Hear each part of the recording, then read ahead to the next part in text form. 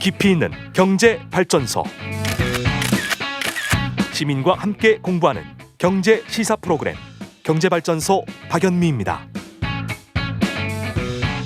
네, 0907님 직구하지 마세요. 절대. 저희 집사람이 중독돼서 거의 매일 해요. 아, 그렇군요. 직구를 하면은 이제 가격 메리트가 있어서 여기 푹 빠지는 분들도 있다고 제가 듣긴 했습니다. 자, 그 사이에 손님 오셨는데요. 국내 최고의 평론가 김영대 평론가 오셨습니다. 안녕하세요. 직구보다는 변화구를 좋아하는 남자 김영대입니다. 아, 그렇군요. 변화구. 그러면은 죄송합니다. 좋은 날. 네, 아니에요. 용서해 드릴게요. 네, 국내 최고의 평론가니까. 직구를 중심으로 하면 강속구 투수고 변화구 하면은 좀 기술 전문 투수고. 아니 그거 언제까지 그걸 하실 거예요? 아, 잘못했어요. 자, 스피노프 그리고 프리퀄 오늘 이런 얘기 해주신다고 맞아요. 하는데 스피노프라는 얘기 많이 들어는 봤는데 이게 정확히 무슨 뜻이에요? 그러니까 스피노프하고 프리퀄 이런 이제 용어 정리부터 해야 될 것 같은데 스피노프는 우리말로는 파생 작품이에요. 그러니까 원작이 있고 거기서 파생되어 나온 뭐 하나의 다른 파생 작품이다 이런 뜻이고, 근데 프리퀄이라 그러는 거는 네. 전편이라 그러죠. 그러니까 요게 그 중요한 차이가 뭐냐면 네.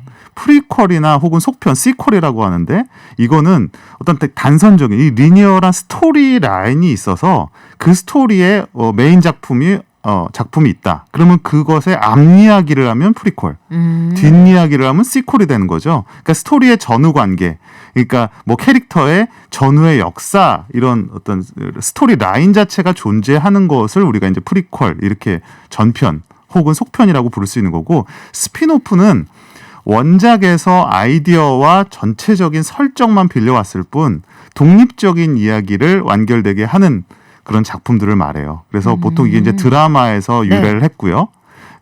영화에서도 이제 크게 성공을 했고 최근에는 이제 예능으로까지 갔죠. 그러니까 X세대시니까 X세대니까 제가 말입니까? 네. 슈퍼맨, 슈퍼걸. 네. 요게 네. 이제 스피노프죠. 아, 그렇군요. 히맨, 쉬라. 아, 이게 이제 스피노프고, 쉬라를 알아듣는 제 자신이 싫어지네요. 네. 해리포터 신비한 동물사전 뭐 이런 관계죠. 근데 이제 스타워즈면 스타워즈의 에피소드 1, 2, 3 이런 거는 프리퀄 개념입니다. 왜냐하면 그 이야기의 전에는 어떤 이야기가 벌어졌었나 이런 거를 말해주는 거니까. 아, 이제 정확히 이해를 했어요. 네. 예능에서는 이미 스피노프가 대세로 자리 잡은 것 같은데 예컨대 그 M본부의 예능 구해줘 홈즈, 정말 집을 구해주는 그런 네. 프로그램이었는데 이거를 셀프 인테리어 하는 바꿔줘 홈즈에서 숙소를 찾아주는 구해줘 숙소 이렇게 나간다면서요? 그렇죠. 그러니까 구해준다라는 커다란 그런 테마는 공통적으로 갖는 거지만 뭘 구해주는가, 어떻게 해주는가에 따라서 이제 스피노프가 된다는 거죠.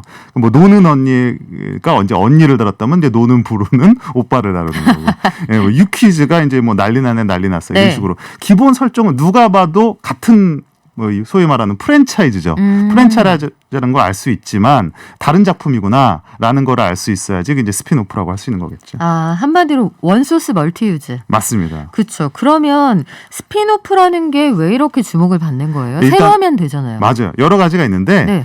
만드는 사람 입장에서는 용이성이 있어요. 제작의 용이성. 새로운 아이디어를 완전히 처음부터 만들어낼 필요가 없다. 아, 힘들죠. 네. 그렇죠. 그리고 시청자들을 끌기가 좋죠.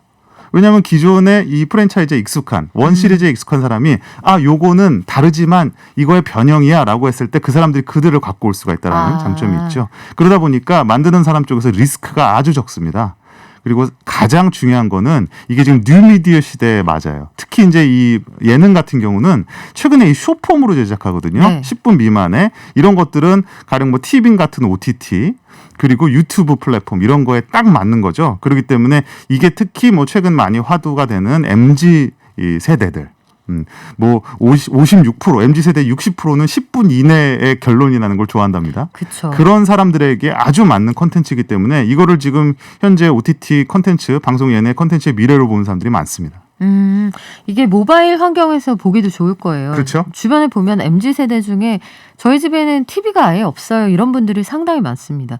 예능계보다는 드라마계는 그러면 스피노프 바람이 약간 한 템포 늦었었는데 우리가 보면 킹덤이란 작품의 스피노프 작품으로 아신전, 네. 전지현 씨가 주연한 이 아신전도 큰 기대를 모았었잖아요. 근데 이거 보고선 약간 점점점 이런 반응들도 있긴 있더라고요. 아신전에 대해서는 평가가 엇갈리는 게 여러 가지 이유가 있는 것 같아요. 각자 관점마다. 네. 뭐 가령 전지현 씨 분량이 적어서 싫다는 분들도 있어요.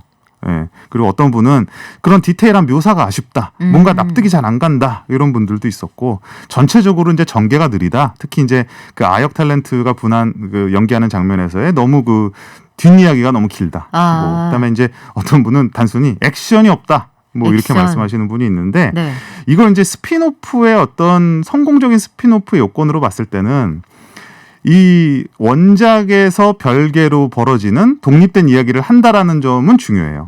하지만 그 이야기 자체를 완결성 있게 하나의 그 재밌는 콘텐츠 자체로 만들어야지 이거를 다음 작품을 위한 어떤 발판으로 삼는다든지 이걸 단순히 어떤 뭐 서막 전주곡 같은 용도로 활용을 한다라면 오히려 스피노프의 매력이 떨어질 수가 있는 것이거든요. 근데 저는 개인적으로 아신전의 아쉬운 점은 어허, 라임이. 네, 스피노프의 어떤 그 장점, 네, 그런 포인트를 살려내지 못하고 다음 작품을 위한 뭔가 떡밥적으로만 활용한 것이 페인이 아니었을까라는 생각도 합니다. 그래요.